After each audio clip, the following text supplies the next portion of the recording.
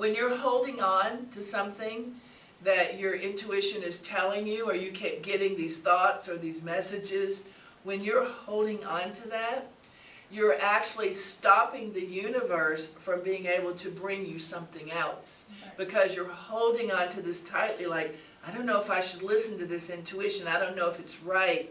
And that's where our mind starts to kick in, and the mind goes, no, no, no, we don't want to change anything, you got to stay where you are. That's where the ego comes into play. And the intuition will always guide you, but it's about you taking action. We all have an ability to be intuitive, and it's just whether or not it's at a certain level. So each of you probably have either tapped into your intuition, or you've used it, or you've had what we call mother's intuition, or something along those lines. And so I thought today it'd be maybe really helpful for you to practice a little on taking that level of intuition even to a little higher level, and to be able to tap in more into your own self, and to also put yourself in a position, oh, good morning, come on in. Okay.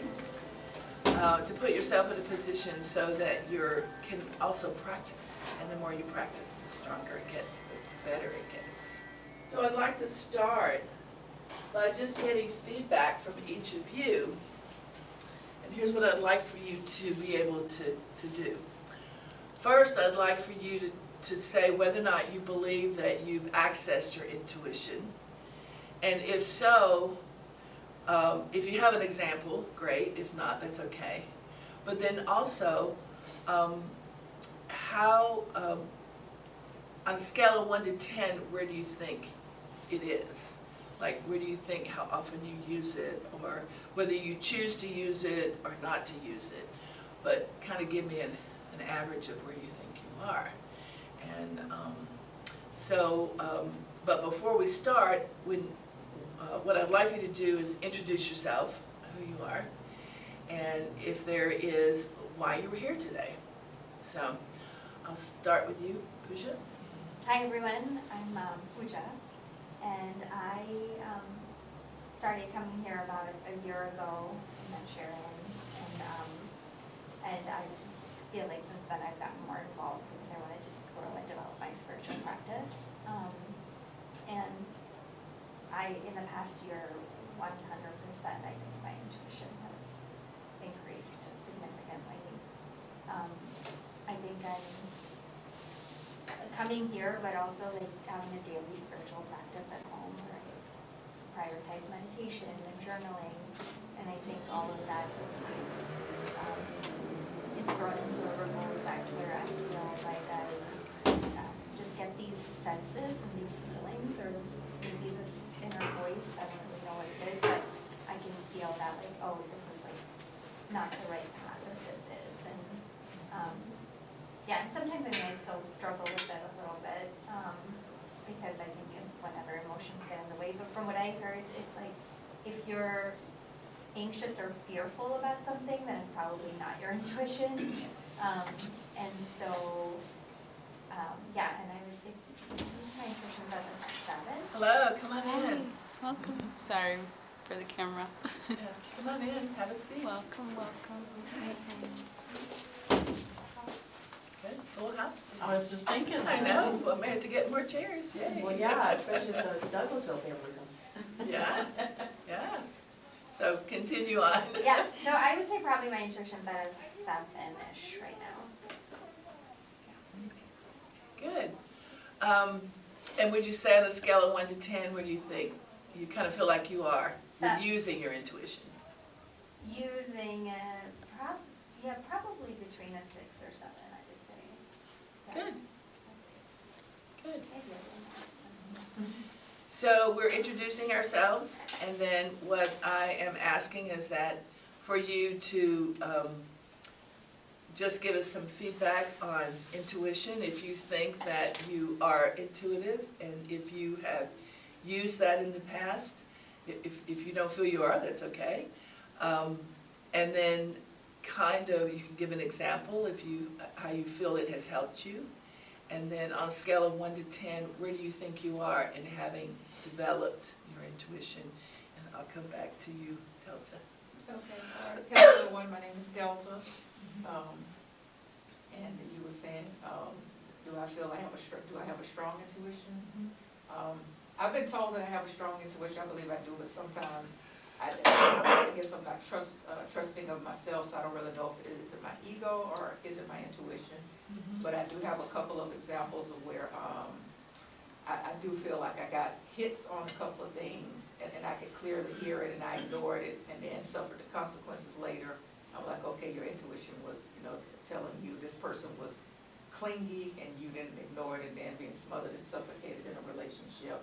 Or my intuition was telling me to, your boss is beginning to try to nitpick with you, so it's time for you to exit this job. And I was like, oh, I'll just stay another year. And then I went into the next year, and it was horrible. I had to quit, so I ignored my intuition. And then there was another time I was working on a project, and when I first started was trying to create a course, and I couldn't come up with the ideas, and then something out of the, just said workbook, switch over to a workbook. So that's what I did, and then I ended up creating a workbook, so I did pay attention there. So that's just two examples, not listening and listening. Oh, that's great. Yes. And would you say on a scale of 1 to 10, where do you think you might be? In terms of listening? In terms of having developed it or in using it? I don't know, maybe like a 6.5. Okay, good. Great. Hi, I'm Rachel. Sometimes I have moments of intuition, but I don't think it's not that strong yet. But if I do have it, either I listen to that or I will be like, okay, this is not the best idea, but I still will do it, and then sometimes later regret it. But I'm working on that. To kind of listen to myself and just, if I have that feeling, just like following through with it, not just ignoring it. But I'd like to become to work on that. Oh, so you'd like to develop it? Yeah. Okay, good. And would you say on a scale of 1 to 10, where do you think you might be? Is that we hear it, but then we doubt it and we don't take action. Exactly. And sometimes when you take action on what's coming to you intuitively, it actually opens the door to give you more information and allows you to move maybe in a different direction. And one thing I will say, because of what some of you said, when you're holding on to something that your intuition is telling you, or you keep getting these thoughts or these messages, when you're holding on to that, you're actually stopping the universe from being able to bring you something else. Because you're holding on to this tightly, like, I don't know if I should listen to this intuition, I don't know if it's right. And that's where our mind starts to kick in, and the mind goes, no, no, no, we don't want to change anything, you got to stay where you are. That's where the ego comes into play. And the intuition will always guide you, but it's about you taking action. So that's good, and you were able to go back and confirm that you had made the right choices. So good for you. Yes. Hi, I'm Courtney. I'd say my intuition's maybe a 5, maybe a little higher when I don't let the chaos of life distract me from internalizing my feelings. I hadn't even considered what you mentioned, the fear and anxiety controlling it. So I'm still deciphering, learning how to separate intuition from those negative feelings. Good, good. Mine's Faye, and as far as intuition goes, I would say I'm probably at about 5, but I don't ever trust it. Like, I will know that I'm supposed to do a thing, or I'll know that a relationship might be bad for me, or I start to see the flags, and I'm like, no, my brain takes over, no, I can fix this, it's fine. I'm actually an accountant by trade, so the logic jumps in and tries to take over, and I don't know, I just ignore it and it ends up biting me in the tail most of the time. Yeah, and the good part about it is that we really need both sides of our brain. We need the logic and we need the intuitive. We need both. It's about learning how to bring them together which we can do. Sometimes we must rely on the logical mind. And also too, sometimes the logical mind will kick in when you're in fight or flight, because it'll immediately move you into a place, and you need that logical mind. So the point is about acknowledging the intuitive side of you, because it's obviously showing up, and you're like, oh no, I can't move on this. And we're going to talk about some ways that you can actually move that forward. So, good. So would you say, where are you, say a 1 to 10 scale? Probably about a 5 of being aware that it exists and knowing things that I should do, and then if actually listening, probably 2. Oh, okay, good. Well, that's good. Yeah, great. Good. All right. Okay, well, I'm Robin, and I am becoming more and more aware of my intuition. It's shown up throughout my life, but I didn't know what it was. Yeah. I use it on almost a daily basis in working with my clients. It's like I initially, I know right where to go with. I do coaching, so it's like, and helping people figure out what's underneath their anxiety and stuff, and it's like, I just know right where to go, and it never fails me. And it's like cool, and so that my clients really benefit as well, obviously. And, along with what a couple other people have said, it's like I've known things, but I didn't want to pay attention because I was trying to rationalize why I would stay in a particular situation. But something recently shifted thanks to a really good conversation with somebody. And so it's like, okay, Robin, no matter what the outcome could be, if it's not feeling right and you've got these messages, then no matter what, just go with it, because it's never failed you at this point. So I feel like I'm starting to pay more attention to it in that regards. So I'm thinking it could be 7, 8, would like to increase it even more, but I'm feeling pretty good with it. It's like I can do really good intuition about my clients. That's not a no-brainer, but apply it a little bit more for me, but I feel like I'm definitely starting to do that. Yeah, So, that's great. yes, I'm Good. excited. Hi, my name's Abby. I don't know, I don't think my intuition's that great. I think I get more, controlled by fear sometimes, where I'm like, okay, that would be really nice to change something in my life, but then if I make that change, or if I go down that path, then, what's gonna happen if I do that? So I get kind of caught up with,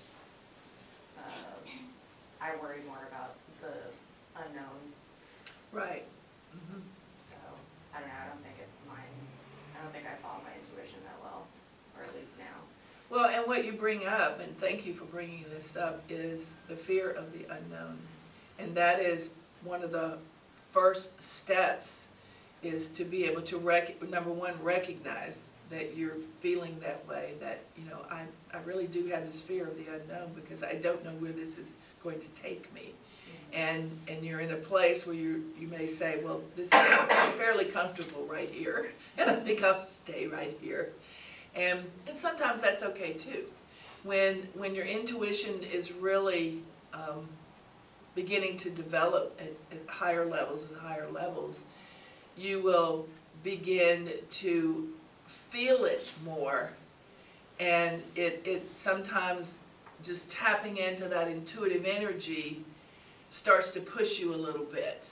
And so I always say start small, because if you start small with little things that you could begin to work on, then eventually you'll learn and be blessed with the big things, and you'll know how to handle them when it happens. So I'm a big one on when working with people and teaching people how to use their intuition is, let's start with the little things. because you want to have some success. And we don't want to always start with the big thing, because sometimes you're not ready. And the little things will kind of build you into it. It's the same thing with red flags.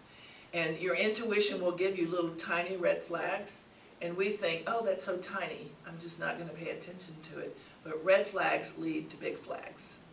And it's the big flags, it's the little flags that sometimes will trip you up. So, but good, we're gonna actually talk about steps on how to develop your intuition, how to take it to a higher level, and we're gonna practice some.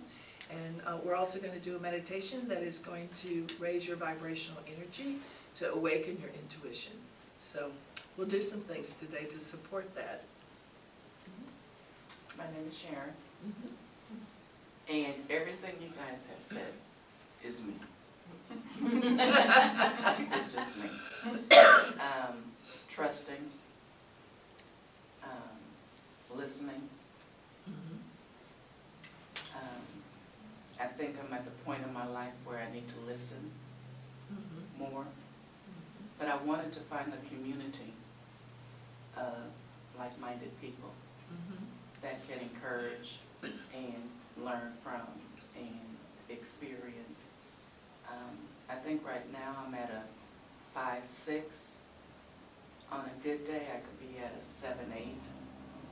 But again, it's listening to your body, listening to what it's saying, listening to what's going on in the environment, that I need to trust more.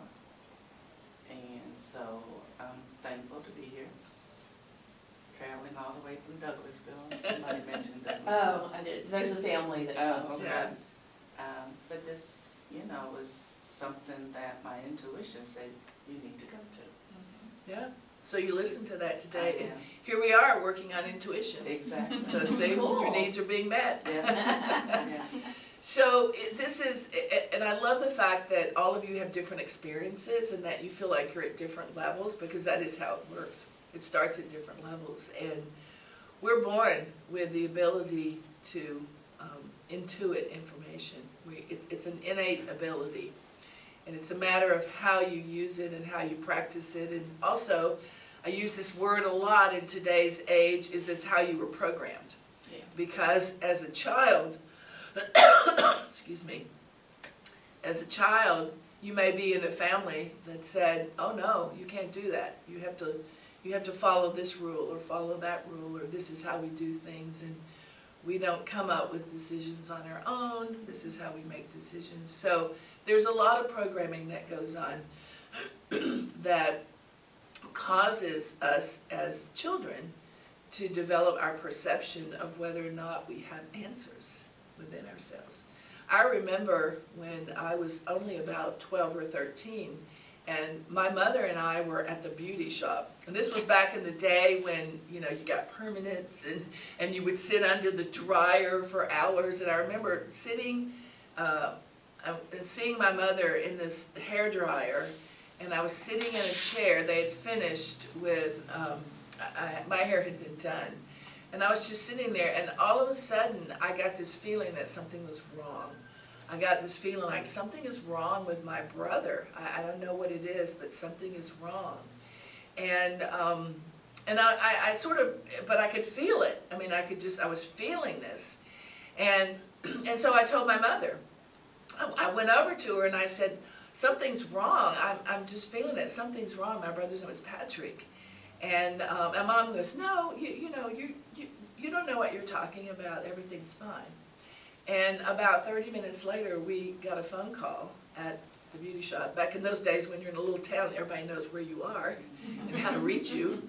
And my brother had been trampled by a horse, and he had been rushed to the hospital. And I remember that so clearly. And I remember my mother later saying to me, there's no way you could have known that. You don't know that. But it was her fear. It was her fear that came up. And so, of course, luckily my brother, over time, was better. And because at the time, he was only 4 years old. And but that's one of the first times that I remember having sort of a vision or an intuition. And based on what my mother said, I kind of shut that down. Because I was sort of like, no, I guess I don't know those things. And along the way, more and more things would present themselves to me. And I would think, no, there's no way I could know that. I just don't know that. Other than the fact that when I was in high school, I remember we were going to have a test. One of my friends said, did you study for the test? And I said, no, because the teacher's not going to be there tomorrow. And they were like, oh no, you got to pass this test. And I'm like, I just don't think the teacher's going to be here, so we're not going to take the test. And it was like supposed to be on a Friday. Sure enough, the teacher was not there on Friday. So I said to my friends, see, I have the weekend to study now. So, there were things that would come up that I would know, but again, I had no reference for that. And as a young person, as a teenager, I had no reference because there were no others around me that were having those same experiences. And so it wasn't until literally I was in my late 30s that I really began to tap into my intuitive self and actually use it. But it didn't mean that I didn't have situations along the way that I would get a message and I would know in that message that, change jobs or do this or don't get involved in this relationship. And I didn't listen to it. And later I would go, oh boy, I should have listened to that. So we all have times that we could have listened to our intuition, and yet we didn't. So here's what we're going to do. First, I would like to kind of walk you through some ways that you can open your intuition. And we're going to talk about those ways. And then I have a meditation that I would like for you. It's about 10 minutes. That I want you to be able to really go through this meditation, but it's specifically designed to get you to begin to open up that energy. And let me talk a little bit. My belief is that we are energetic light beings, that we truly, and my whole philosophy is that we're just in a vessel, we're the human body, and that we came to this planet to have experiences, and we were given a lot of gifts and a lot of innate programming, and we can either awaken it or not. And it has an impact on your life, whether you choose to come on this earth and not tap into some of the abilities you have, or tap into them. So what happens is that it begins to frame things that happen around you. And it also begins to color your life on things that you believe or don't believe, or people that you're with, or people that you're around. And one thing that I do know is that I truly believe that we are, the entire world, our earth, there's like to me, there's a spiritual plan on how the whole world is transitioning from the time that people came to the earth until now. And that there really is this grand plan. And we can trust it or not. And if we don't trust that grand plan, then that's where all chaos develops. That's because then you have people, some trust it, some don't trust it, some agree, some don't agree, and then you get all these things happening. So we're in a time right now where there's a lot of change going on around us. And we have opportunities or choices to really open ourselves up based on this energy. And we have what we call yin and yang energy, and also what I call positive and negative energy. We need both. So don't think that right now we only have to have one, because we really do need both in order to progress. And the goal is, though, is to hopefully begin to take negative energy, negative impact, and begin to release that energy so that you can awaken the more positive side of yourself. And the more people that awaken positively, the more peace we create. But yet we do need this negativity to begin to push us, for those of us that are awakening, to be able to turn around and support those that aren't. So you're going to see a lot of change in the future. And you're going to see a lot of people that are disturbed, and you're going to see that, and then you're also going to be questioning yourself, well, where am I in this transition of the world? And I'm going to say transition of, when I say the world, the earth, because it's not just here in the U.S., it's everywhere. And I truly believe what I call the grand spiritual plan. So I'm not really bothered by all the things that are going on right now. I just don't let them bother me. I don't get caught up in things. My goal right now, and I hope the goal of many of you in this room, is to spread as much good energy and peace and joy and love that you can to those around you, and serve others, and stay busy serving other people and helping those that are asking for help. And that's the key to this is, you know, I knew someone once and their intuition developed really rapidly, and they were having all these visions and they could see things around, and they were just going everywhere like, oh, let me tell you what I see, and let me tell you what I see, and I'm kind of like, whoa, you know, you need to slow down, because you really need to ask permission before you start sharing with others, because they may not be ready for it.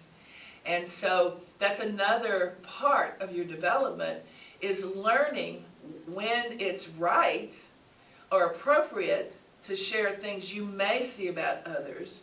But most importantly, the bulk of your intuition is going to come for you, not so much for others. And it depends upon how high you want to develop that level. So I'm going to pass these around. In fact, I think I have 4, 5, 6, 7, 8, 9, 10. I have just enough. So I'm going to take one and pass that around. Let me bring my computer over here.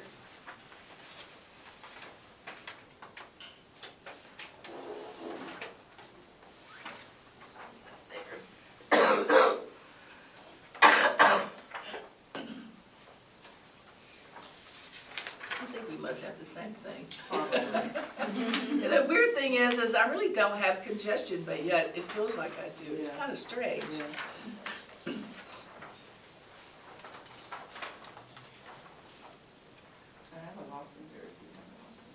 I've got some, they don't seem to be working very well. One left, oh good, one left.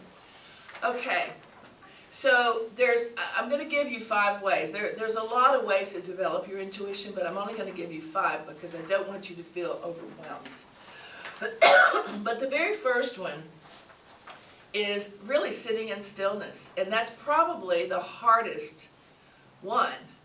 And a lot of people think, oh, that's meditating. I need to meditate. No, it's not. It's completely different. It's literally just taking a moment. You can do it anywhere. It's a matter of sitting in a moment and just grounding yourself, closing your eyes in stillness, and just being still, because you're going to hear everything around you. But the goal is to be still. And there is a level that you can get to in sitting in stillness where you hear everything around you. It's almost like what we call a panoramic of noise, but there's an opening where you're actually getting information. So you're kind of hearing all this. I hear noise, I hear cars. You know, if you're sitting outside, sitting in a park, you may hear birds. You might hear airplanes above, kids running around, people talking. But if you're able to just ground yourself and sit, it opens up an opportunity for information to come into you. And sitting in stillness it's really, here it says 10 to 15 minutes a day. I started out with maybe doing 3 or 4 minutes, and then I just worked my way up to about 10 minutes. And sometimes 10 minutes is almost too long, because I'm only bringing in just basic information. Sometimes you might get a message or a voice, or feel like you saw a vision of something, and ask yourself, okay, why did I get that? What is that for? You know, what is that pertaining to? It's not about you asking a question and getting an answer, it's just you're just receiving. The more you do it, the more information will start to come to you. And especially if you're dealing with a decision that you have to make, this is a great way to work on that decision, but you want to do it more than one time. You want to do it multiple times, because if you start getting the same information multiple times down, you know that's the answer. Because sometimes, you know, you sit in stillness the first time, and just like you said, you might get something, and then you're kind of like, well, I don't know. You know, I don't know. But if you sit in stillness multiple times, and that same thought keeps coming, now you're onto something. And then you can begin to explore it. So sitting in stillness is really one of the best ways. And then again, focus on your breath. You know, just relax yourself. And we all need that. I mean, you know, it's recommended even to everyone who's working in a job, career, or even if you're your own business owner. It's really good to take a break every 2 or 3 hours and just stand up and stretch, or just sit over to the side for a minute and clear your mind, because there's so much going on around us in today's world. So it's really good to practice this, and I would say of all of these, that's the one I practice the most, because I can really just wind down in a moment. And you know, you can ask questions eventually, but I always suggest start with just whatever comes in. And it could be a crazy thought. You know, it's like, you know, you're sitting for a moment and I might get a message, eat pineapples. And I'm like, eat pineapples? Why? You know? But I take that into consideration. I go, okay, what does pineapple mean? Could it mean something else? Or what's the idea of a pineapple? Or, you know, am I going to Hawaii? You know, there's a lot of ways you begin to expand that. But the more you do it, the more exact information that you'll start to receive. Can I tell you that pineapple is good for a cough? Oh, there you go. See, came right to me. So I need to eat pineapples today. Headed to the store after this. Yes. Oh, that's so funny. Yeah, so see, that came right in. And the thing is I just said that, I didn't think about it, and they had a meaning. So you were able to confirm this has a meaning. And for me, I didn't really judge it one way or the other. So that's how this can work. And believe me. It's not something I'm making up. There's a chemical in pineapple. Starts with a B. Bold something. But research, I always tell people research it. Oh, wow. You know. But pineapple is good for a cough. Yeah, very interesting. Well, Well, and it's also good for inflammation. Yeah, maybe that's a cough. Inflammation Yeah. anywhere. Oh, Yeah. wow. see, there you go. So thank you, universe. Yeah, I got a lot of good feedback from that. Otherwise, I'd have to go start researching it. Why do I need to eat pineapples? But that's how easy it can be. And I know that sounds crazy, but that is how easy it can be. And you trust it. So I didn't judge it. I just trusted eat pineapples. So, you know, I will explore that. And now I'm exploring that with each of you.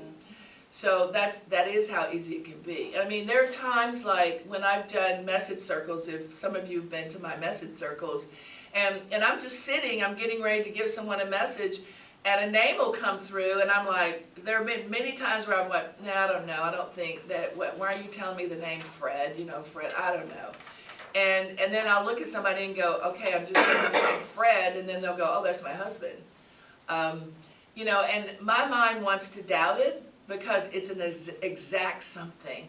And for me, that's my doubting part of myself saying, well, I know I give these messages, but there's no way that I could actually come up with someone's name, the correct name that will mean something for that person, but yet it happens all the time. And so now I trust when that comes through. And a lot of times, something might come through and it might not have any connection to that person, and I'm okay with that too. And I find it interesting, sometimes when you do this kind of work, people get into sort of a zone, because I'm in a zone, and I might say, oh, is there a Harry in your life? Like, oh, no, there's not a Harry. And I'm like, okay, all right, well then, I don't know, maybe a Harriet, whatever. And they'll go, no.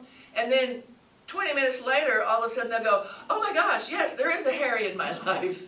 And the reality is they couldn't assess, they couldn't really process that when I gave them the name. And that's okay too. So sometimes it does take time to process the information. So that's why it's good when if you start working with sitting in stillness, the next step is to keep a journal. Is to actually write down. If you sit for 5 minutes or 10 minutes and things come to you afterwards, write it down. Write down, I got this vision of this, or I started thinking about my car, I need to get new tires or something. Whatever comes up, write it down, because it might have a meaning. Later you might come back to that and go, oh, I really do need to address this, or this has a meaning for me. And that's another good step, because now you're using more senses. You're using your mind, your intuition, you're using what we call kinesthetic, your hand, you're writing it, you're seeing it, and it actually integrates within you at a greater level. So journaling is a great way just to journal about what came up in your mind. And again, it doesn't have to be a lot. You can just write down a few words, just something thought starters that prompt you to think about something. And just put the day and the time, and you can always go back and look at it. I love the idea of the intuition journal. I draw 2 cards every morning, two different tarot decks. And I draw 2 cards every morning, and I look at the information, and then I write down in a journal. I write the date, and I write down in a journal. But what I do is I ask a question before I draw them. And it might be about something specific that's ongoing, or it could be something just for the day. But I do write that question, and then I draw the cards, and then I write in that journal what that meaning was for that question. And a lot of times that resolves, especially if I'm working on something that's stressful. And because I got that information and I wrote it down, then I realize, oh, I feel so much better. And in the long run, they usually find someone that diagnoses and says, well, here's what's wrong with you. This is why you're having all these issues. And so the person knew all along they were trusting their body, trusting that there was something happening. And so that's one way that you can listen to your intuition. The other way is if you, a lot of what we deal with in physically is many of us will feel the beginning of intuition somewhere.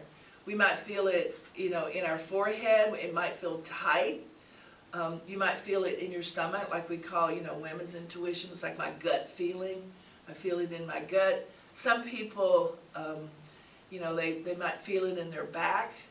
They might feel a tingling in their hands. So there's all kinds of physical sensations that could be happening. And then the other thing is, it talks about, how would you use that? So you would use that before you make a decision about something. And close your eyes and then ask your body, what do I feel?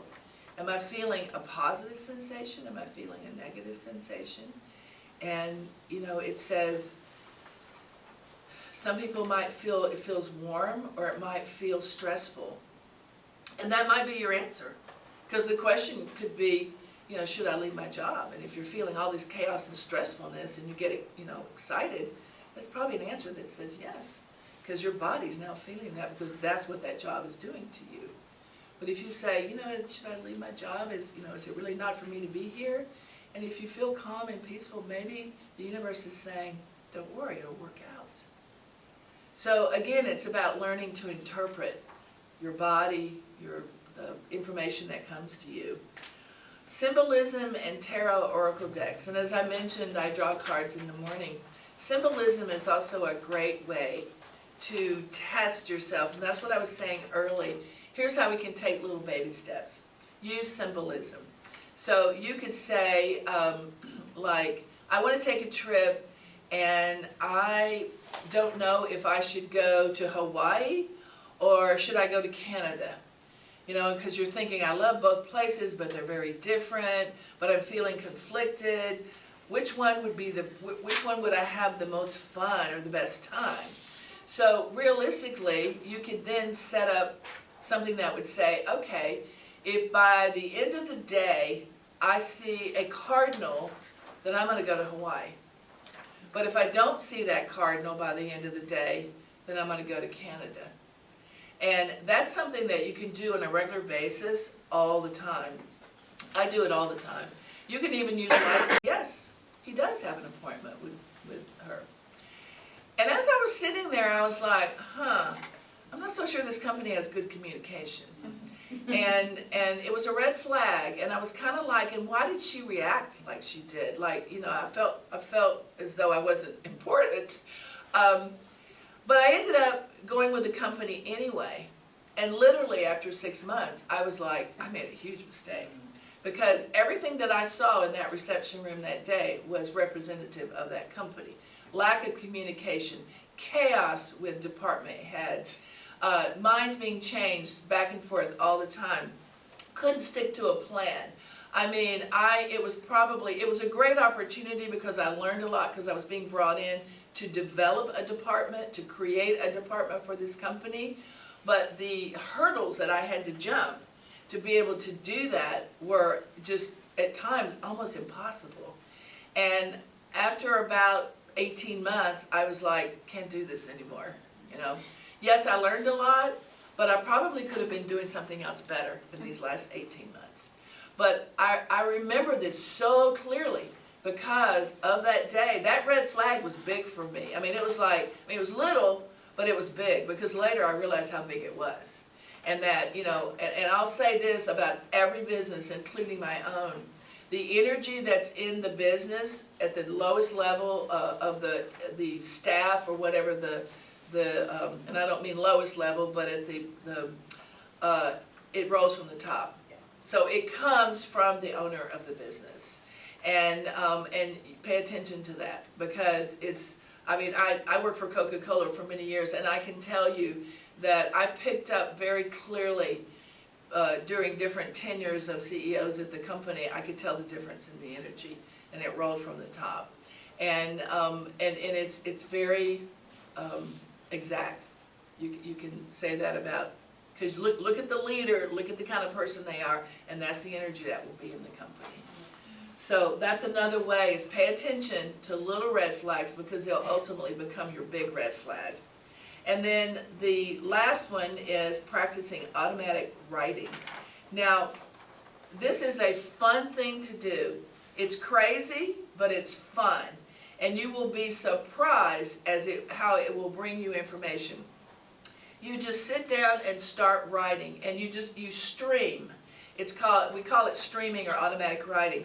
You just start writing. I don't know why I'm writing in this journal, you know, oh my goodness, I need to cook spaghetti tonight, and oh, why did my husband ask me that question this morning? You just start writing whatever flows into your head.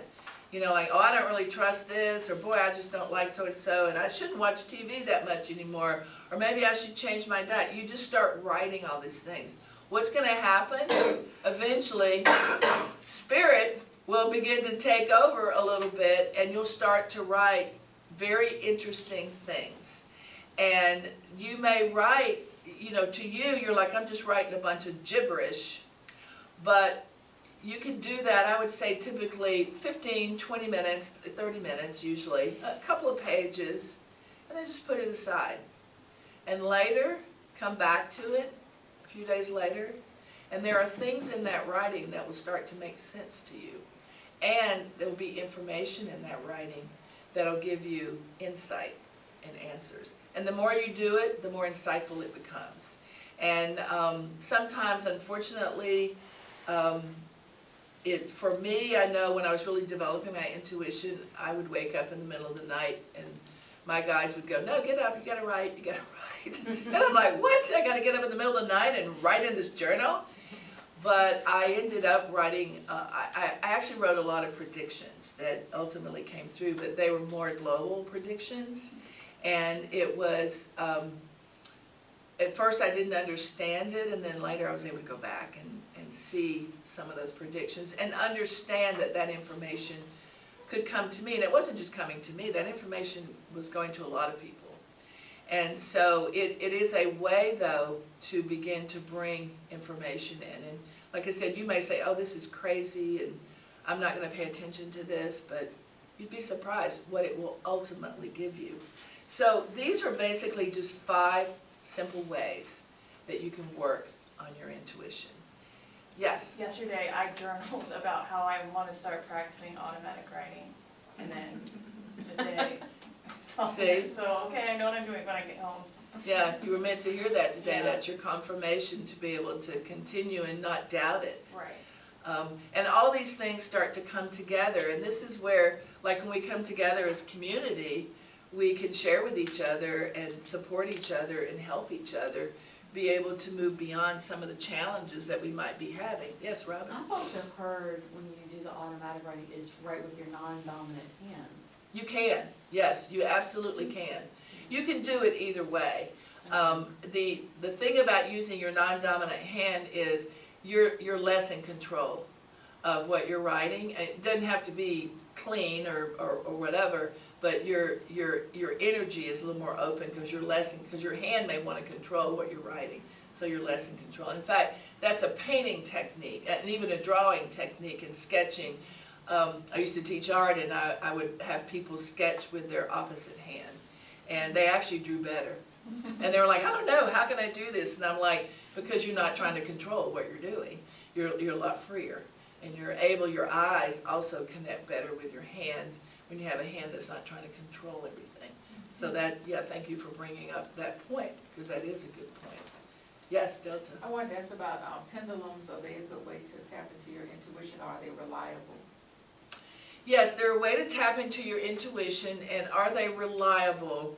I would say it depends upon what you're trying to achieve in that pendulum. It has a lot to do with how you phrase your questions, but in the work that I've done with pendulums, they're always reliable. I think the challenge with pendulums is that it a lot of times gives us the answer we don't want, and then we want to dispute it. Like I really don't even have to use pendulums. I just flip a coin, and I trust the coin 100%. And I know that there's been many times where you flip a coin and then you go, okay, I didn't want that answer, so how about the best 2 out of 3? But that's not the way to do it. Again, this is all about trust. It's about trusting the information that comes to you. And the more you trust it and take just one step forward, the stronger the information will become, and you'll feel more comfortable with it. And you can get to a place where you have faith in everything that's going to come forward. That if you just have faith, if I have faith, like I'll have to say January was the worst month of the last 18 months because of the weather, because of people not coming out. I mean, our business, that was the lowest sales we've ever had in the history of our business. And I was like, yeeks, But I trust, okay, that was just a bad month. I trust, sales will start coming back and we'll recover what we didn't have this month. And otherwise, or I can just get stressed out and go, oh my gosh, what am I going to do? And I've got to do this and I've got to do that. And, right now, I'm really not in control of that. I'm in control in taking the steps that I should take in order to keep things flowing. And it doesn't mean you just stop and go, well, I don't have to do anything because everything's going to happen for me. No, you have to take action. You have to do the basic things to keep things moving. But you also have to trust that everything is going to come into play the way that it was. And so that's probably the key. But pendulums, I like pendulums in that, especially if you have the little grid board. We have these little boards that says yes, no, or maybe, or rephrase. And that's very helpful if you're using a pendulum. When it tells you to rephrase, you're actually getting information that is, rephrase usually means you didn't phrase the question in a way that it can give you a yes or no answer. And you can always rephrase your questions, but you don't want to ask the same question, but you want to rephrase it in a way so that you're getting information. But they are reliable. A lot of people are going to say, oh, tricksters, there's energy coming in. I've never had that experience. And I think, again, that's just chatter that gets put out there in the universe that this is going to happen. If you trust it, it's going to give you the answers that you want. Or you can flip a coin, and the coin will give you the answer as well. So, what I'd like to do, any more questions? Okay, so I have a meditation I'd like for you to do, and it's just a short 10-minute, and it's just a nice little meditation that kind of walks you through a little process to open your intuition, and to be able to just maybe go up one little level higher. But what I do love is that all of you were 5 or above, and that's great, because you're acknowledging it. You're already acknowledging your intuition. And so, just be open-minded about it and trust it.